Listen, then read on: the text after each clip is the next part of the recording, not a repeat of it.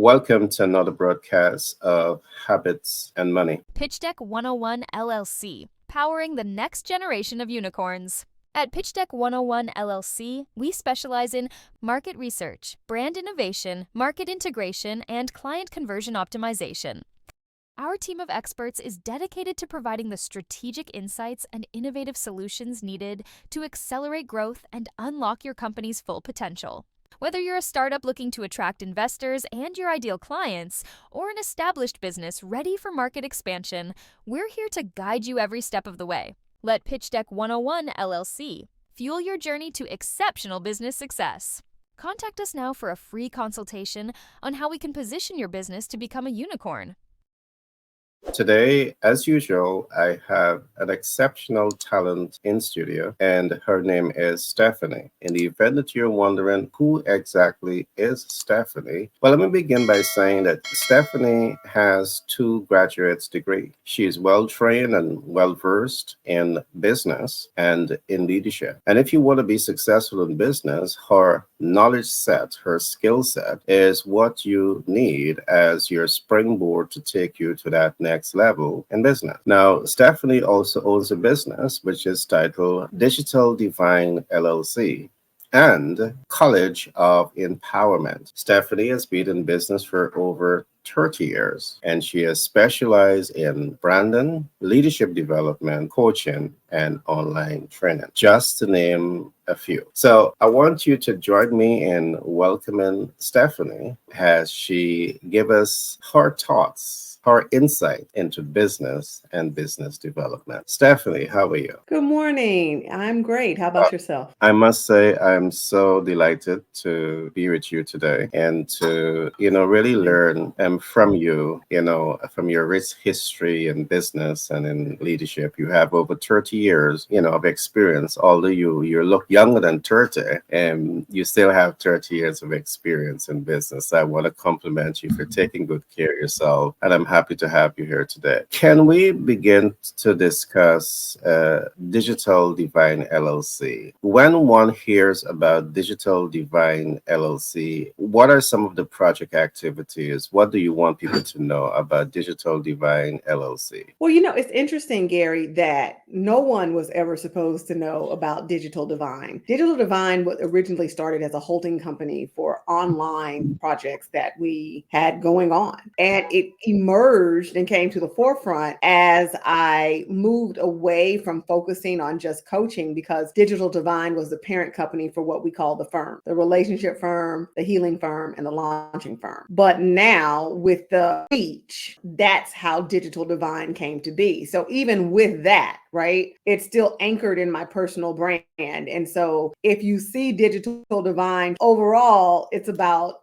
brand and leadership development, which is where our focus is now. Interesting. One can take away that Digital Divine, it's about leadership development. It's about building your personal and your corporate brand. Can we talk a little bit about what, in your view, represents personal branding? And then we're going to talk about leadership. Absolutely. I mean, the truth is that everybody has a personal brand. When we talk about personal branding, we're talking about taking those expectations, which is the core of brand, and formalizing them. So I have a formalized personal brand where I've taken the time to do the brand development, to go into creative development, to develop the creative assets. And that was really about anchoring into me, because not only do I have multiple passions, but I actually have multiple businesses. And so for me, it was the case of simplicity. Okay. We're going to come back to branding a bit later on, but let us talk about leadership. I find many persons struggle with this whole concept of leadership, and you find that leadership is relevant to everything that we do. If you're in business, you need leadership. If you are managing a house, you need a fair degree of leadership. If you're managing yourself, you need to be a good leader. Talk to me about leadership and how important is this as a subject matter? You're very correct. Leadership is one of those new buzzwords. I think there's so many leadership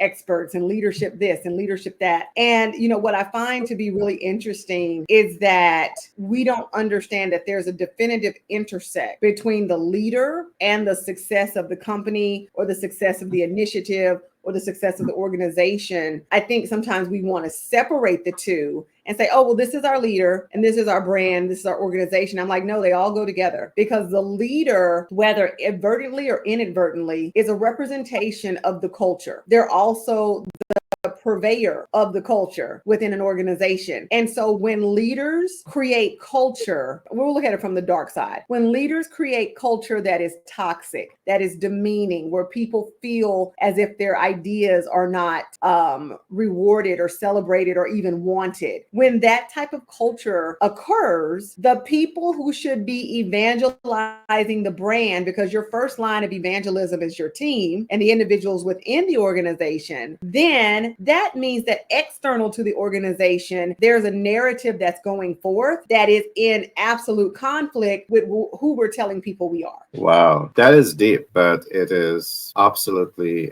correct. I do believe that people's success in life is a reflection of their leadership style, is a reflection of their sense of self. One of the things that I say is that people can never grow beyond their sense of self. The organization will never grow beyond the mindset of those who are behind the organization. So you're perfectly correct. It's somewhat difficult to separate the two. So I'm happy that you would have said so. Absolutely. From your vantage point, I mean, you have a graduate degree in business, you have a graduate degree in leadership, and we're going to talk a little bit about both of them. Why do you think so many people in the world, across the world, struggle with this concept of leadership? There are so many different interpretations of what leadership is that part of the complexity and why people have difficulty with leadership?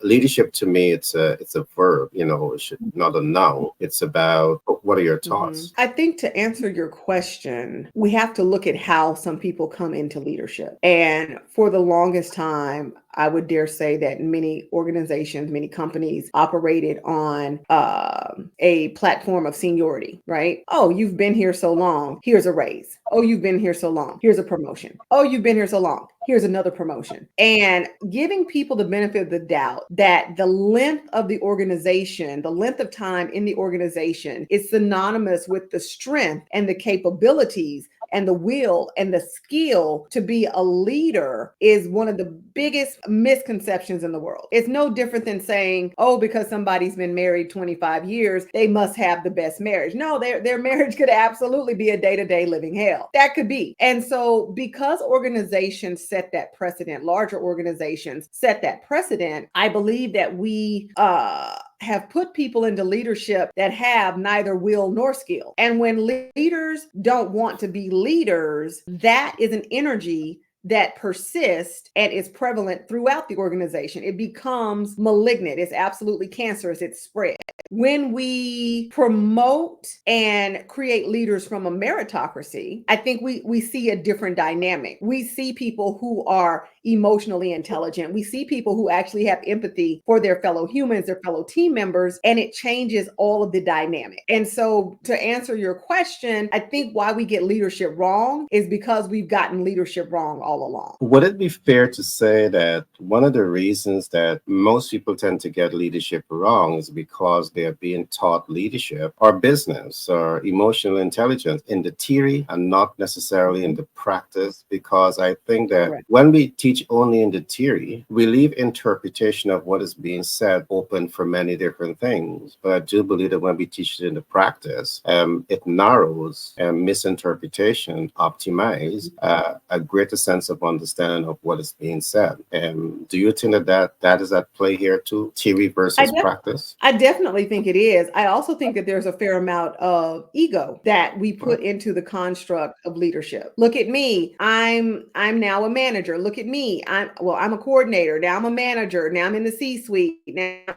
so the ascension up the corporate ladder was positioned as something for you singularly to achieve. It was not positioned as something that you engage in to ascend, to lift others, to pour into others, all of those dynamics were not lauded or celebrated. So if I'm saying, look at me scaling the corporate ladder, and I'm not held accountable to doing things from a place of empathy, doing things from a place of emotional intelligence, doing things from a place of, you know what, let me develop some positive social capital. That is why we have the situations and the dichotomies around leadership. Okay. You use a very interesting word, emotional intelligence. How important is this in the organization today? An autocratic leader might say to you, emotion has no place in the workforce. And I've heard that. We have heard that so often from certain type of leaders. We are hearing more about empathy. We're hearing more about being more emotional intelligence. So that's the first question I want to ask you on emotional intelligence. What it is, how important it is. Well, I think it's very important because humans have emotions. Okay. Whether you like them or not, humans have emotions. We emote, and anytime people come together, right? Anytime people come together, there's going to be emotions. Whether it's joy, whether it's concern, whether it's confusion, whether it's conflict, there will be emotions. And so the autocratic leader, aka the dictator, may not want to be bothered with those pesky emotions, but in doing so, you leave yourself open to developing a team that may not want to help you achieve the goal. Good point. Good point. And I do believe it as one begins to do a deeper dive into emotional intelligence, one of the things that I recognize is that it can be optimized or weaponized both ways. For example, I can say, as an emotional intelligent being in the organization, I'm going to use it to be sensitive to people, and I'm going to use it to respond to people's need in their best interest. So that's one thing that I can do, leveraging emotional intelligence. But I can also weaponize it the other way. They're spoiled brats, and this is what they want to do. But I'm emotionally sensitive to what they want, and I'm just not gonna do it. I ain't giving in. And strangely so, I do believe as a leader, you need to know when it is the best timing to deploy any one of them. Because I'm saying this against the backdrop that you have so many personality types in the organization, and very often one leadership style doesn't give you the results that you want, or a leadership style that works with Tom may not work with Harry. So you have to know how to interchange these different types of leadership style. So I do believe the subject that you've raised is a beautiful subject matter, and I just want to, again, it's great talking with you, to have you just open up on some of this. You studied business, you studied leadership. What would you say inspired you to become an expert in business and in leadership? Gary, I'm not an expert in anything. I am a person who learns and then takes those learnings and hopefully uses them to impact and influence other people. But business has been my thing for quite some time. I grew up with a father who was an entrepreneur for 50 years until his passing in 2010. Grew up with a grandfather who also was a business owner. There's always been business owners around me. And so to learn more was inevitable. But I have to say, the real reason why I went and got an MBA was to become a college professor. It wasn't a big oh, I'm going to go get an MBA and I wanted to be a college professor. I thought that I could affect change working with college students, and they told me I needed a graduate degree. So I went and got one. All right. So you are also an adjunct professor, am I correct? Not anymore. I am not. I was a Not full-time instructor, and I resigned in 2021 after 11 years. Okay. Well, I must say congratulations, because you set a goal, you went after it, you achieved it, you know what it is, and you have moved on.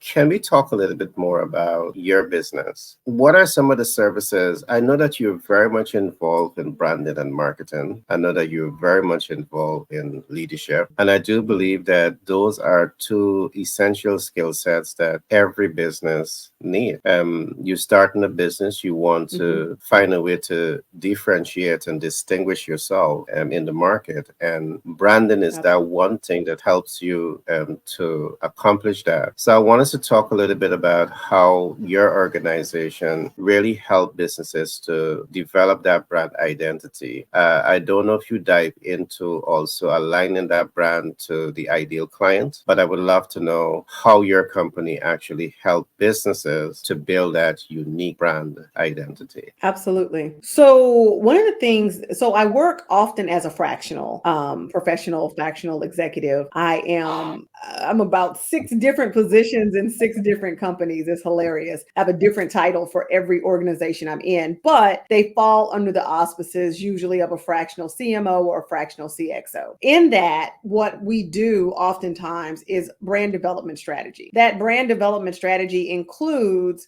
developing positioning statements, using data to formulate target audiences, doing target audience analyses, developing the core messages, even looking at how typography and what palettes, once we get to the creative development, might impact these audiences. We're looking at their pain as well as their purpose points, because I fervently believe when you constantly market to pain points, oftentimes you connect with, as my good friend, content coach Lindsay would say on Instagram, disempowered buyers. They're so beholden to their pain that they don't understand the value of resolution. But we're looking at all the things. So when I hand over a brand development strategy, I'm handing over anywhere from 25 to 40 pages worth of documentation. And I've literally put probably no less than 50 hours into the development of that document. And I do them myself. I do not farm them out. It is all the work that I do. And I put everything into that so that they can then decide, do we go into creative development? Do we need to go back into brand development? Do we need more data to augment what we have here? Is anything unclear? And then once we do that, we move into creative development to develop the bait. Because I believe that the creative that we have should be a reflection of the individuals that we're seeking to serve. A lot of times, business owners run right to creative. They get their logo, they get their website, and they get started. And then they wonder why the marketing isn't working the way that they thought it would. It's because you skip brand development. When you market without brand, you build your business house literally on sand. That's me. Well, I must say, I'm certain that you have a high degree of expertise on the concept of branding because you're correct. I do believe when business leaders can pause and ask themselves, who am I targeting? And really spend the time to understand who they are targeting, because what I see happens, you ask the average rising star, who is your target market? They would say to you, male and female. But male and female is not even scratching the surface of who is the ideal client. You need to understand the biodata markers, and there's where the data comes in that you're talking about, because it is Absolutely. by having that data, you then understand not only the pain points, but you understand relevance, because you may be able to fix a pain point, but is it going to impact you as a business leader? So I really love how you go into Absolutely. this to extract all of the information, and then you make a decision about the product innovation. That's another big error that I see so many rising stars in business do. They're excited about the business process, and from the get-go, they say, hey, I want to innovate products and services, and they start that innovation process, and then you recognize that you don't know your buyers. You don't know where they're located. You don't know how much persons are likely to buy your product at any one time, so you don't know the market viability. We can go on. So I love that. You get the data, you distill the data, and then you use that data to make highly informed and educated business decision. How has that Absolutely. experience been like for you, Stephanie? I mean, how being involved in branding, being involved in marketing, being involved in leadership, what joy does it brings to you to just put those smiles on your client face? I mean, it's tremendous. I can't even say it is tremendous, especially if they've come to us from a place of struggle. I have two clients right Yeah. now who were riding high during the pandemic. They're e-commerce, and so they were riding high during the pandemic. One did almost $1 million in revenue, and then as the world opened up, they began to see dwindling sales. And so to work with them, one of them is fairly new, so we're trying to do some foundational things. But one of them I've worked with for probably over a year, and to just see even a small win that gives them the confidence back, because I think we all know that being in business and having those moments where we feel defeated, maybe we had a dip in sales, maybe we had some team issues, whatever it is, we can feel defeated. And if we're not careful, that defeat will devolve into a deeper sense of or a deeper lack of self-worth and self-esteem. It begins to attack us at our core. And so to even see a small win that says, you know what, you still got it, girl, you still got it, is tremendous. And I feel like the fact that I get to sit front and center and see these transformations is probably one of the greatest honors that I've had in my life. Right. And to add to what you were saying, Stephanie, we see that the failure rate among business startup is very big, very large. And I do believe that for many years it has bothered me why we have so many failure rates. And what I recognize is that many business leaders are starting business without the right information. And I think with the right information, they can significantly reverse that process. Part of what we do is private equity investment. And, when we start to look at the portfolio of a company, sometimes what you see is so surprising. People are making emotional decisions when it comes to, lots of money. You don't want to take $100,000. You don't want to take a $500,000 or $1 million and make an emotional decision investment on that. So I love everything that you're saying. I do believe that when you go to the market, you get the data, your market size, that helps you to understand market viability. You spend time to identify how to access it. So you know that, hey, you don't have the barriers. You take the time to understand. And I think the role that you play with all of this, I do believe it can really help rising stars in business make better, smarter, wiser decisions. I noticed, Stephanie, that you specialize in working with both the productive sector and the service sector. In your experience, what are the differences in working with these two sectors, and which one of them give you more joy? It's a great question. I like them both for different reasons, but product founders, if you will, tend to make the same mistakes and the same misstep. And those usually are that they just stock up on product and want to hold inventory as a demonstration that they're doing something. And I want to pit stop right there, that I think a lot of business owners get caught up in the psychology of the field of dreams. If I build it, they will come. And I'm like, but what did you build? You didn't test the soil. You don't know how to build. So literally you got this teepee and you're frustrated because people don't want to come into your teepee. And I'm like, well, you built a teepee with mansions around. People want to go into the mansions. They want to see what's in the mansions. They may not want to see what's in your teepee, even though you built it with love and passion and fortitude and emotion. They may not want to come into your teepee. But product-based founders often make the same mistake. They want to hold inventory, and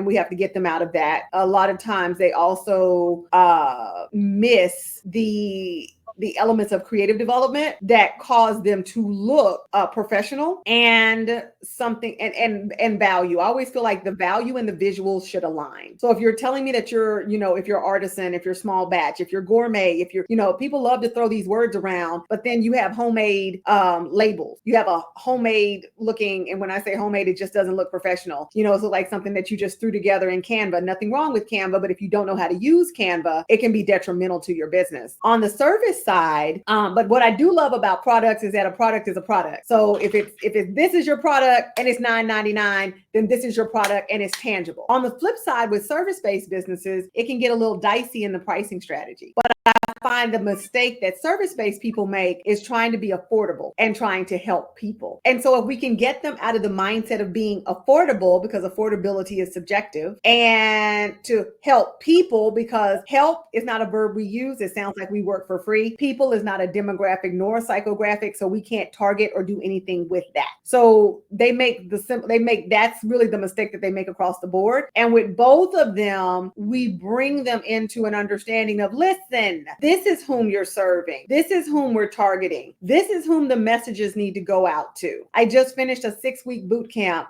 in conjunction with Transformation Academy, which was a branding course for coaches. I have looked at more positioning statements in the last 6 weeks than I have in a year, because they didn't know. A lot of them went out and most business owners go out and get a logo on a website. If you're watching this, okay, I'm gonna take liberty for a minute, Gary. If you're Go ahead. watching this and you haven't started, okay, and you're about to run over to Canva and get a logo and a website, let me stop you right now. Don't you create not one thing unless you're going to create the brand development and the foundational elements, because brand development is the foundation of communication, operations, and leadership. Unless you're going to pull out a piece of paper, a notepad, an iPad, whatever kind of pad you want, and start to get very, very pedantic and very diligent about whom you're seeking to serve and what that looks like, and use data. You're welcome. Great, great.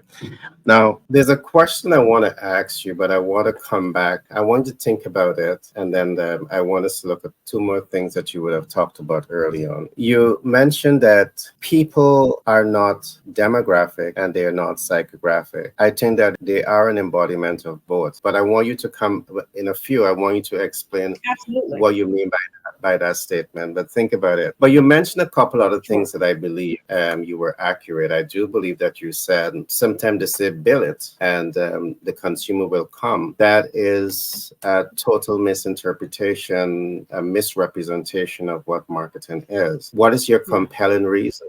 If you're not thinking about your compelling reason, you're going to undermine your success. So let me say this. I only last week I released a video, and we were talking about the importance of location. And, if you have a bad location, the location can, undermine the potential of your business to be successful. But that's subjective too.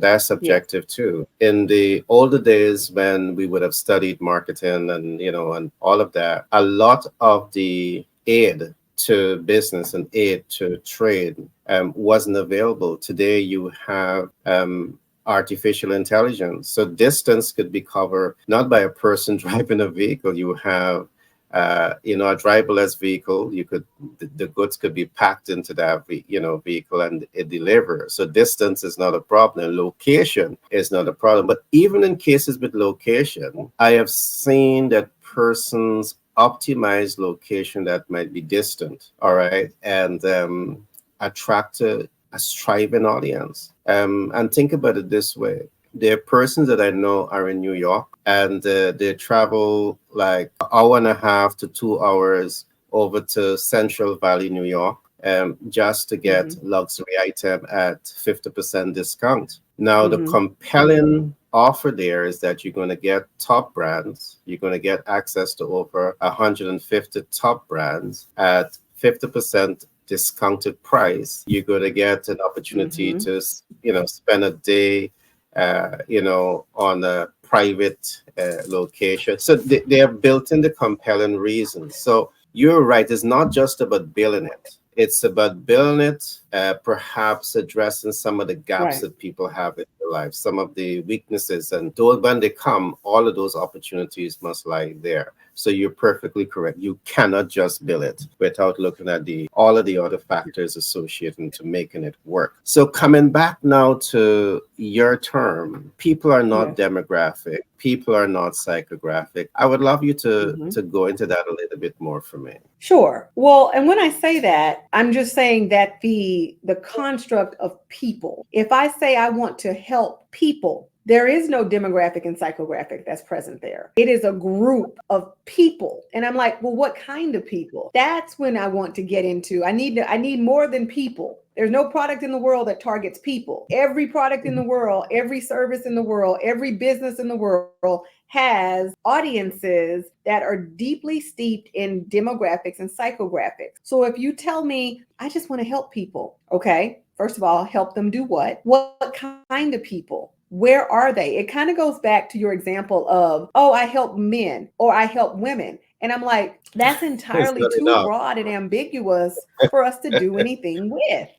Exactly. What are we Hmm. gonna do with that? We're just gonna hope every woman in the world, comes and buys us. No, we want to know what kind of women. Are they single? Are they married? What's their household income? Are they divorced? Do they have kids? Do they have one? Do they have three? Do they live in a rural area? Do they live in a suburban area? What do they value? Are they Republicans? Are they Democrats? Do they not even vote? Do they love skater culture? Like, we have a litany of questions to get to the core of whom you're seeking to serve. Elevate your business with 10x Branding and Marketing LLC. Our expert team specializes in enhancing your brand's visibility and connecting you with your ideal clients. We employ strategies that increase reach, leaving a lasting impact and driving client conversion. Trust and credibility are vital in businesses and excel in building them even with a limited budget. Our cost-effective approaches ensure you get the best results without overspending. Ready to boost your business cash flow? Contact us at 332-235-T99 and let 10x Branding and Marketing LLC guide you to success. Our focus is on elevating your visibility, which directly translates to growth. Experience the power of effective branding and marketing with us and witness your business thrive.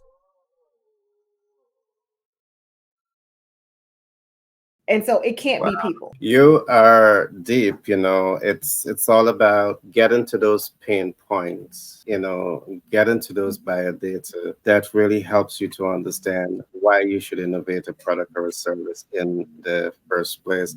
And you're right. I would often say, if you don't know all of these things, you really do not know who is your ideal client. And we have so many people saying, "This is my ideal client," because they are wealthy. Well, they might be wealthy, but it doesn't mean that they may have the ability to pay, but it does mean that they have the willingness to buy from you. All right. And if they don't have the willingness to buy from you, are they Right. really your client? All right.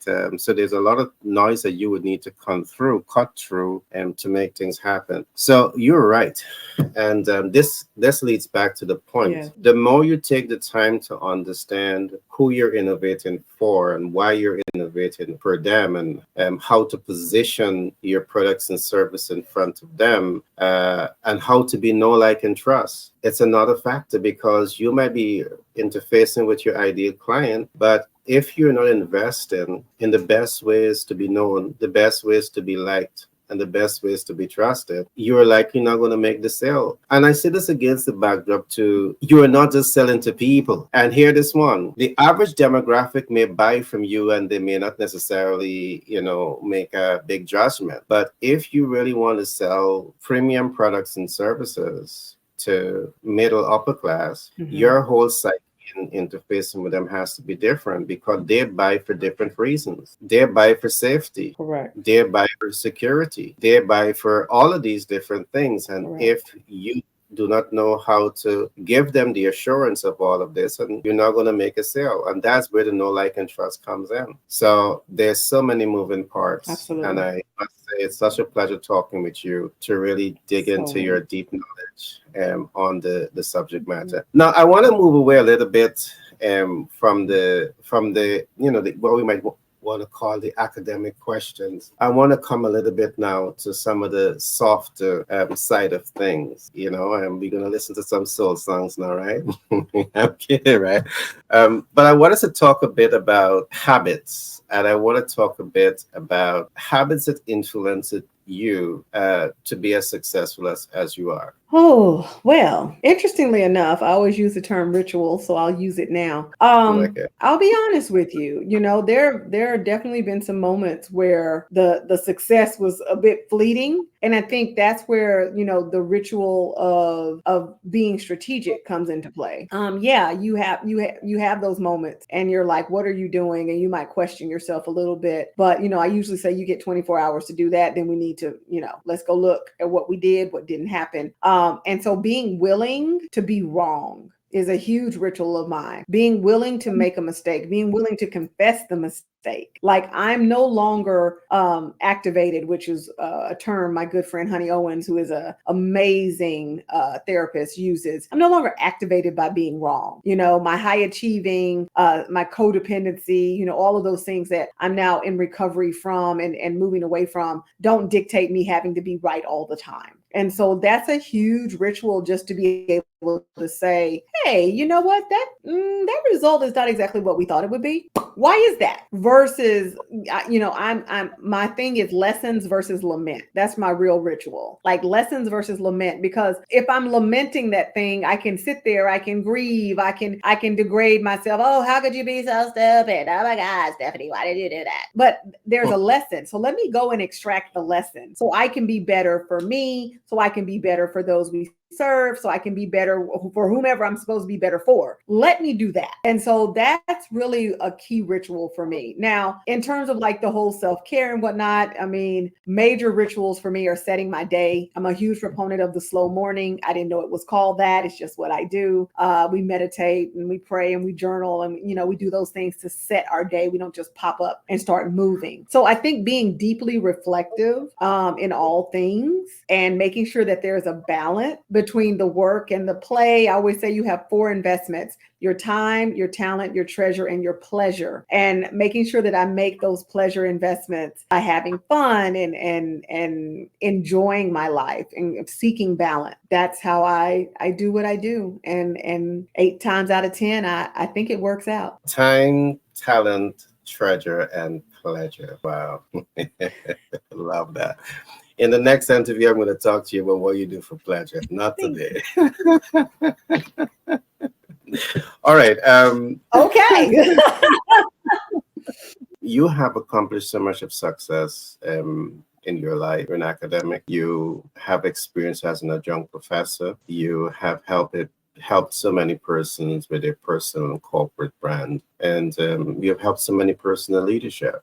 How would you define success? I define success by being able to achieve your wins, but also keeping your well-being intact. There was a time in my life when I believed that financial success was the pinnacle of success. And I know now that we can be financially well, and that's great. But if we're not well physically, mentally, emotionally, relationally, even spiritually, oftentimes our financial success has definitely come at too great a cost. I agree. Good point. Would you say that you have a blueprint for success? I'm not asking you to give away your secret sauce, but you know, do you have a blueprint? No, actually, I don't. I think there are things that go into it, but I feel like the recipe changes based on the season. You know, I actually, this is going to sound crazy. I actually don't really believe in a blueprint per se for anything. I think we need to be open to what is best for us and align ourselves with people who can help us figure that out.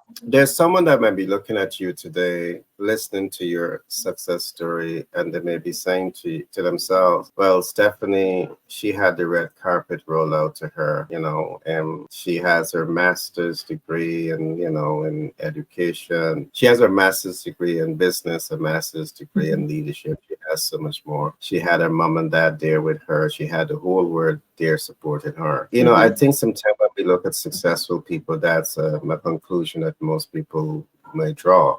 But I want you to talk to me a little bit, you know, to help the public to better understand you, challenges that you had to overcome to be as successful as you are today. Greatest challenge I had to overcome was me and how I defined my sense of self. Because when you do grow up with parents who are accomplished, you know, dad had his own business, mom is a vice president of a college, and she retired about 6 years ago. But that being said, when you grow up in a family of excellence, so to speak, I feel that it makes you see things and see yourself a particular way. And so I don't have a rags to riches story. I didn't grow up poor. I didn't do any of that. You know, I grew up middle class, upper middle class at that, went to a private school, went to college at a PWI, that's predominantly white institution, one of the largest in the state of Texas. And that created a sense of self within me that achievement made me valuable. And that would persist probably until like my mid 30s. Like, I need to achieve in order to be valuable. And eventually I would come to the realization that I'm worthy and I'm valuable, whether I'm achieving or not, whether there's $100 in the bank, or it's negative 100, or I just got a payment for 10,000.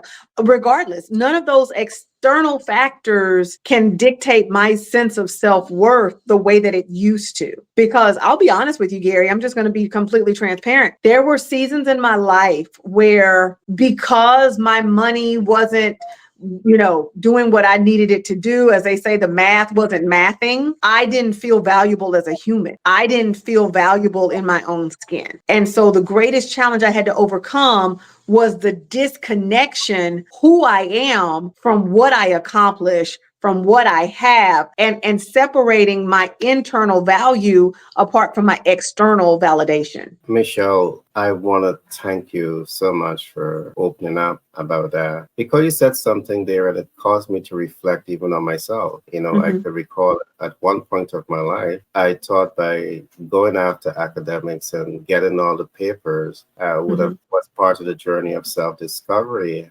But can you imagine having a diploma degree in your hands and you still feel lost and you still feel empty? Yes. Because having things doesn't really help you to connect with the inner beauty inside of you. And unless you can connect with that side and grow from that side and allow that side to shine, having all of these papers, you could still be lost in the world. So I love that honesty. I'm certain that we have so many millions of people across the world that are going to resonate with what you're saying. They will resonate I hope so. with what you're saying. I hope so. If they're honest. If they're honest.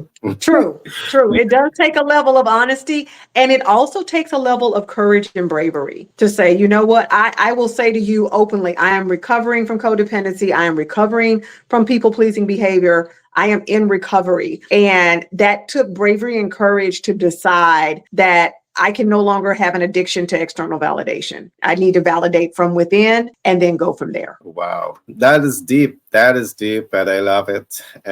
Do you have regrets because that is holding you back or pushing you forward? I can share with you one of my regrets, right? I grew up as a Christian, and we were taught that money is the root of all evil. And for many years, I didn't spend much time focusing on financial intelligence. I think it was in my late 20s, mid 20s, I started to say there got to be more to life than just, the way things are. And I started to do a deep dive into research and studied. I also went on to study at Rice University in global financial market. And then a whole new world opened up in front of me. But I tell you this, I struggle with not knowing the importance of what is financial independence. And even when I learned what it is, to change from that ideology, money is the root of all evil, you have to challenge us with something like that. And I just say to myself, hey, I wish if I'd known this when I was 5, when I was 10, I would have been, although I have financial independence now, I said I would have been mega, mega super rich. And that's one of the regrets that I have not learned this earlier. From your perspective, do you think that you have regret that is holding you back, or are they pushing you forward? My greatest regret is that when I was in junior high and I had my desktop publishing business and I was making $30, sometimes $100 a day as a 13-year-old, that I too had, and nobody around me thought that, you know what, this little girl might be crazy enough to be an entrepreneur. We might want to teach her something about money, because I blew through it like water. There were no remnants of that money whatsoever. It evaporated. Okay. And so if I would have had the wisdom, or if anyone around me would have had the wisdom, that could have been very lucrative long term. If we think about investing, about investing. But if we were investing that money when I was 13, that would have been tremendous. But no, it all evaporated. It went over here to Pizza Hut and all kinds of stupid stuff. But it's okay. We live and we learn. Maybe next lifetime. I'm like, dang it. Got to be more careful, and I was just like, I'm sorry, Gary, what? Yeah, I was going to ask, do you find yourself now that you're so wise and smart to say to yourself, well, I have to catch up on all those mistakes that I would have made Yeah. way back Yeah, I then? always say Good. I'm behind the eight ball. I feel like I'm behind the eight ball with a lot of things. I'm like, golly, we could be doing this, this, this, and this. But I always feel that, but I also feel that divine timing is always perfect, slightly inconvenient, but always Yep. perfect. And so if Yep. that was what was supposed to happen then, that's what would have happened. So we're here now. So I can tell the story to my good friend Gary, and we can tell that to his audience so that if somebody is like, dang it, I wish I would have, listen, it's okay. We've got plenty of time. You're good. The fact that you know it now means that you know better, you can do better, and there you go. You got it. What I'm trying to do now, Stephanie, is to talk with as much, scientists as possible that knows how to prolong life expectancy. So perhaps the first, the first 25 years of my life that I mess up, I have another 25 or 50 to make it Oh up, my right? God. Millionaires at 268 years of age. I love it. Let's go. Let's go. Perfect. Yes, I'm here for that. Freeze me. Let's do this. You got it. Now, Stephanie, without a doubt, you are an influencer. I've looked at, your bio. I've looked at, talking with you alone, I know you're an influencer. What inspired you to become an influencer in your industry? You're an expert in leadership, and you are, fluent in branding. What inspired you to want to be that go-to person in your industry? Well, there's so much misinformation. That's why I became a professor, because there was so much misinformation. I would interview young people or younger people to work with us. Back when I had my marketing agency, now I work as a fractional, but back then I had an agency, and we were doing a lot of celebrity events, and people wanted to work with us. But I'm looking at resumes and experience, and it's all trash. Because some professor who's been hiding in a classroom for 30 years doesn't know best practices. So for me, there's just so much misinformation, especially in melanated communities. There's so much misinformation about how to be successful, how to launch a business, how to run a business.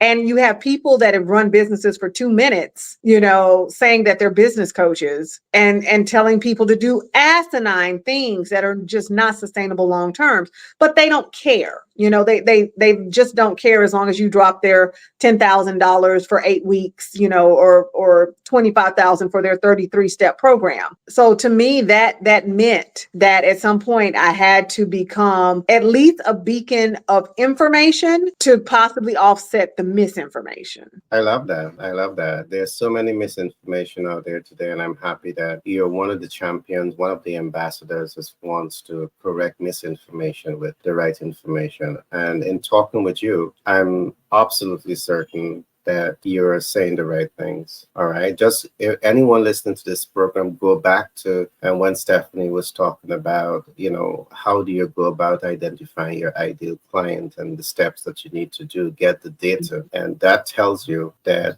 she's a solid person. The average person might want to say, hey, we're going to help you to make it happen with wishful thinking. As Stephanie said, get the data. And when you get the data is what's going to enable you to make the right and wise decision. Stephanie, what impact do you want to make on the world, and how do you want to be remembered? Well, as I said in 2021, when I resigned from my good job professoring to go back into full-time entrepreneurship, my goal is to be a global educator, to empower and impact people by way of teaching them. And yes, we will do the work along the way. But even for those we do the work, we still educate. They still Love have learning plans. They still have to go into the college and take certain classes. And so that's the goal, global educator. Love that. What are some of the major plans that you have for your brand looking towards the future? Well, right now I have an amazing opportunity. I'm contracted with a YWCA in Houston. And so through that, through that organization, I've been able to launch some very significant initiatives around entrepreneurship and women for women-owned businesses. And so I want to do more of that and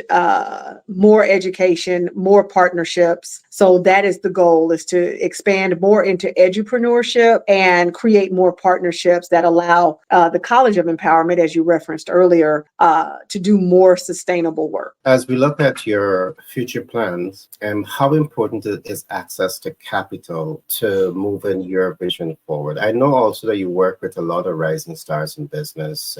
How important is capital to you and to your community? Well, Gary, if that's your way of offering me, money, I thank you so much for that. You're so kind. But, I often say, and people always say, oh, access to capital, access to capital. I'm like, until you're very clear about your competencies, your capabilities, and your capacities, the last thing you need is more money. But once you Wow. check those things off, okay, then we can look at why you need money and to make sure that you use it in the most efficient and effective ways possible. You're blunt, but you are hardcore correct. No, because it happens. I see so Right. many rising stars, they take capital, but then they don't have a clear investment strategy. So it becomes a True. liability instead of, Correct. producing asset. Correct. So love that, love that, love that. I have one more question to ask you, Stephanie, and Okay. that's about money. What are essential habits that you think people and business leaders should have around money? What habits should people have around money? I think we need a keen understanding that money is a tool. It's a tool. Some say it's energy, but it's a tool. And if we're using tools, that means that we must have a goal. One of my classic Stephisms is money without a mission is pure misery. And so seeing money appropriately as a tool, as something we use in order to get to another station, to another place, to another spot in our journey, if you will, seeing it appropriately. It is not something that defines your sense of self. It is not something that defines you as a person. It is a tool. And if you don't know what you're building, then you can't use the tool properly. Stephanie, we can talk all day. Money is a tool. Put it to work. It don't feel pain, right? Let it work. When you see Yes, it, yes, yes. We love pajama money around here. Good old pajama money. We love it. exactly. We love it. So, All right, that was the last question. But just before we wrap up, right? yeah. I want to give you a chance to say anything that you want to say that you might have hoped that I would have asked, but I didn't ask. I want you to give you an opportunity to say anything that you want to say before we wrap up. Well, I want to thank you for the opportunity to share. I want to apologize for the technical difficulties. I knew it was a possibility, but we just kept it rolling.